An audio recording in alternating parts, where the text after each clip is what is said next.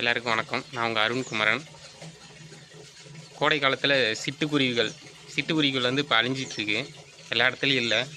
இந்த cellphone tower, இந்த சிக்னல்னால் அதிகமாக பாதிக்கப்படுறது சிட்டுக்குருவிகள் தாங்க. வெயிலையும் அவ்வளோவா தாங்க முடியாது. அதனால் நம்ம கிராமத்தில் வந்து இங்கே டவர் வந்து இருக்குது. ஆனால் அது தொந்தரவு பண்ணுற அளவுக்கு ரொம்ப பக்கத்தில் இல்லை. இங்கே வந்து இயற்கையான சூழல் ரொம்ப அதிகமாக இருக்கிறதுனால இங்கே இன்னும் சிட்டுக்குருவிகள் அதிகமாக வசிக்குது. கிணத்துல, தண்ணி இருக்கிற இடத்துல, மரங்களில், செடிகளில்.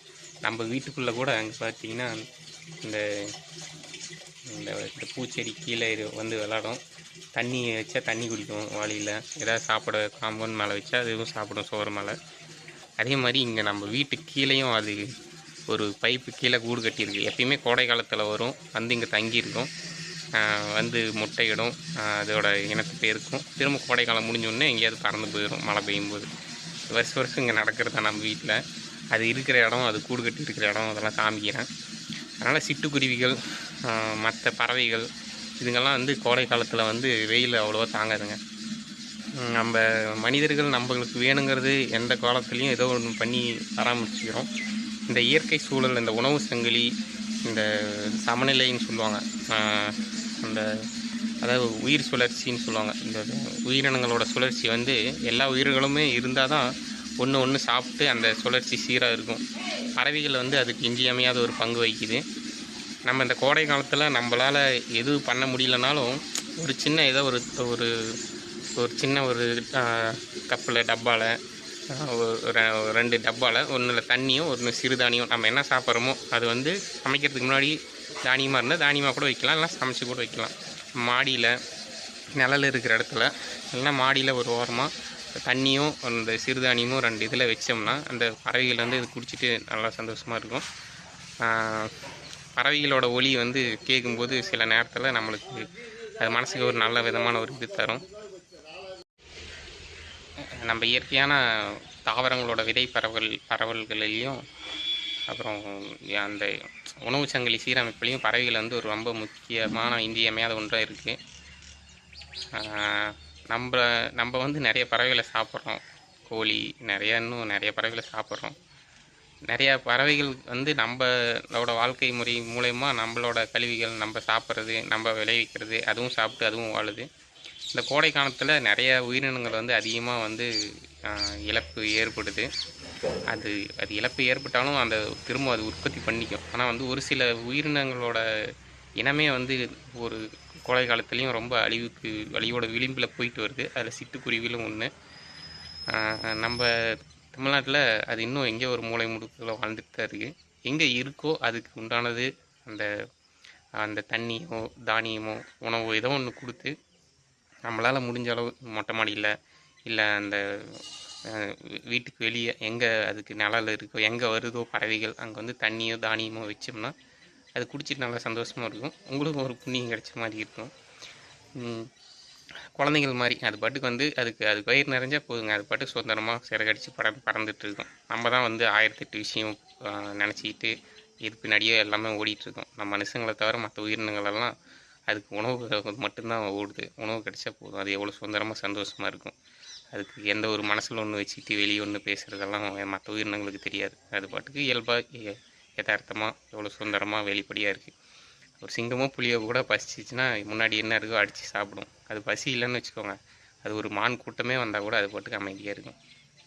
மனிதர்கள் மட்டும்தான் மனசில் ஒன்று வச்சுட்டு வெளியே ஒன்று சாதிச்சிட்டு இருக்கோம். அதனால் மற்ற உயிர்களுக்கு நம்ம இந்த கோடை காலத்தில் வேணுங்கிற தண்ணி தானியம் ஒரு ஆதரவு தருவோம். இந்த சிட்டுக்குருவி தங்கியிருக்கிற இடம் பாருங்கள், காமிக்கிறேன். இதான் நம்ம வீடு. நம்ம வீடு 2-3 டைம் எல்லாம் மாற்றி கட்டியாச்சு. கிழக்கு வாசல், மேற்கு வாசல், வடக்கு வாசல்.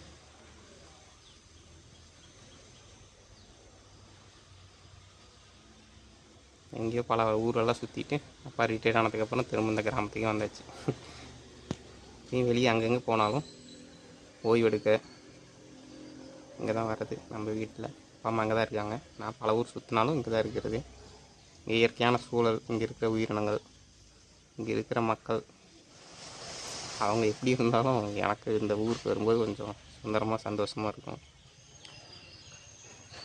முதல்ல இந்த இந்த சீட்டு கீழே இந்த ப்ளூ கலர் பைப்பு இந்த ஓஸ் இருக்குது பார்த்தீங்களா, அதுக்குள்ளே வந்து தங்கியிருந்தது ஆரம்ப காலத்தில். இந்த கொரோனா லாக்டவுனெல்லாம் வந்து அது இப்படி சரிவாக இருக்கிறனால அந்த பைப்பில் அந்த பறைக்கு தெரியல, அது முட்டை வைக்கும், வந்து உருண்டு உருண்டு வந்து இங்கே கீழே விழுந்து உடஞ்சிரும். எங்கள் அப்பாவும் அம்மாவும் நிறைய டைம் எடுத்து எடுத்து வச்சுருக்காங்க. அதுக்கு தெரில இதுக்கு வச்சா இதில் உடஞ்சிரும்ன்ட்டு. அதுக்கப்புறம் அதுவே வந்து இந்த இந்த கூடு கட்டுறதுக்கு தேவையானதெல்லாம் கொண்டு வந்து வச்சுட்டு அதில் முட்டை வச்சு ஒரு 2-3 குஞ்சு பறிச்சது. அதுக்கப்புறம் நம்ம வீட்டுக்கு வந்து இந்த வெயில்லையே மழையிலையே எதுவும் ஆகாத மாதிரி இந்த ஒயிட் கலர் ஆயில் பெயிண்ட் அடிச்சிருக்கோம். மேலே எவ்வளோ வெயில் அடித்தாலும் கால் வச்சாலும் சூடாது, கீழேயும் அது தெரியாது. இந்த ஷீட்லேயும் அந்த இது அடிச்சிருக்கோம், இந்த பெயிண்ட் மேலேயும் கீழேயும் அடிச்சிருக்கோம். அதனால் இந்த இந்த வெயில் இந்த கட்டடத்தோட நிழல் வந்து இந்த ஷீட்டு மேலே விழும். ஷீட்டோட நிழல் கீழே விழுவுறதுனால எவ்வளோ வெயில் அடித்தாலும் கீழே பார்க்குறீங்கள, இந்த ஷீட்டு கீழே ஒரு வீடு வேலை செய்யும்போது பைப்பு அதிகமாக இருந்தது வந்து அது கீழே அந்த ஷீட்டு கீழே கட்டி விட்ருக்கோம். சும்மா தான் இருக்குது. இந்த கடைசியிலேருந்து அந்த கடைசி வரைக்கும் இந்த பைப் சும்மா தான் இருக்குது.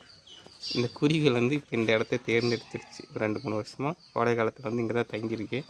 இந்த சிட்டுக்குருவிகள் வந்து காலையில் எழுந்திரிச்சோன்னே அதுதான் வந்து எழுந்திரிச்சு அந்த பக்கத்தில் பாருங்கள், அந்த துணி காய போகிறதுக்கு 2-3 கம்பி கட்டி வச்சுருக்கோம். இங்கேயும் இருக்குது, மேலேயும் இருக்குது.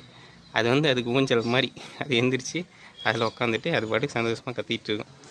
நம்ம போனாலும் அது பயப்படாது, இவங்க எதுவும் பண்ணுறது இல்லைன்னு தெரிஞ்சுக்கிச்சு. இது கீழேயே போனால் கூட அது பாட்டுக்கு உட்காந்து கத்திகிட்டு இருக்கும். இதுதாங்க அதோட இடம். இந்த பைப்பு கீழே இருக்கும், அந்த பைப்பு கீழே தங்கி இருக்கும். அப்புறம் இங்கே தானியம் பாருங்கள், அம்மா வச்சுருக்காங்க, கம்பெல்லாம் கீழே போட்டிருக்காங்க. அரிசி ஏதாவது வைப்பாங்க, அதுக்கு ஏதோ சாப்பிட்றது ஏதோ செஞ்சாலும் அதுக்கு காலையில் வச்சுட்டு அதுக்கப்புறம் தான் எல்லாம் சாப்பிடுவாங்க. இந்த காக்கா, குருவி, அணில் எல்லாம் இங்கே வரும். இந்த செடி கீழே இருக்கும், இந்த செவ்வரளி செடி, இங்கே மருதாணி செடி இருக்குது, கத்தாழை செடியெல்லாம் இருக்குது. இங்கே அம்மா வந்து இந்த செடியிலேருந்து பூ பறித்து தினமும் சாமி கும்பிடுவாங்க. வருஷம் இந்த கௌரி நோம்புன்னு ஒரு நோம்பு கும்பிட்றதுக்காகவே இந்த செடியை வந்து மேட்டூர்லேருந்து எப்போ ரிட்டர்ன் ஒன்று தூக்கிட்டே வந்துட்டாங்க அம்மா வண்டியில் போட்டு. இந்த செடி கீழே தண்ணி ஊற்றுறதுனால, இங்கே தண்ணியும் வைக்கிறதுனால இங்கே வந்து பறவைகள் குளிக்கும், இங்கே வந்து நிழலுக்கு தங்கும். இது வந்து அதுக்கு ஒரு ஓய்விடம் மாதிரி வந்து நல்லா காற்றோட்டமாக இங்கே இருக்கும், எல்லாம் பண்ணும். தேன் சிட்டு வரும், சிட்டுக்குருவிகள் வரும், மைனா வரும், இன்னும் 4-5 வகையான பறவைகள் இங்கே வரும். இங்கே வந்து சுதந்திரமாக இருக்கும் பறவைகள், நம்ம யாரும் எந்த தொந்தரவு பண்ணுறதில்ல. இந்த இடம் காமிக்க இதுக்குள்ளே தான் இருக்குது குருவிகள். இந்த பைப் லென்த்து ஃபுல்லாக குருவிகள் தங்கியிருக்கு. பார்த்தீங்களா, குருவிகள் வந்து சாப்பிடுது, காம்பவுண்ட் மேலே வச்சது தானியங்களை சாப்பிடுது.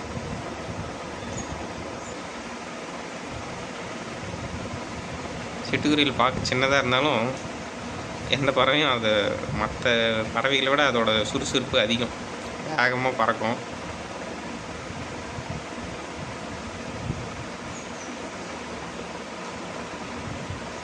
சாப்பிடும். இந்த செடி கீழே இருக்கிற இடத்துல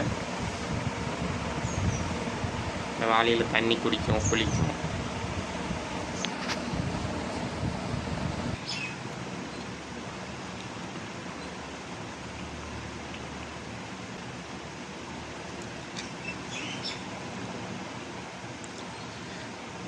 இன்னும் தேன் சீட்டுன்னு ஒன்று இருக்கும், இந்த கிளைக்கு நடுவில் சின்ன சின்னதாக உட்காந்துருக்கோம். நம்ம போனான்னா நம்ம பாட்டுக்கு அது இருக்கிற இடம் தெரியாமல் அமைதியாக உட்காந்துருக்கோம். அது வந்து இந்த பூவில் இருக்கிற தேன் மட்டும்தான் குடிக்கும், அது வெறும் அரிசி தானியம் அதெல்லாம் சாப்பிடாது. பறந்துக்கிட்டே தேனை மட்டும் குடிச்சிட்டு ஓடி போயிடும்.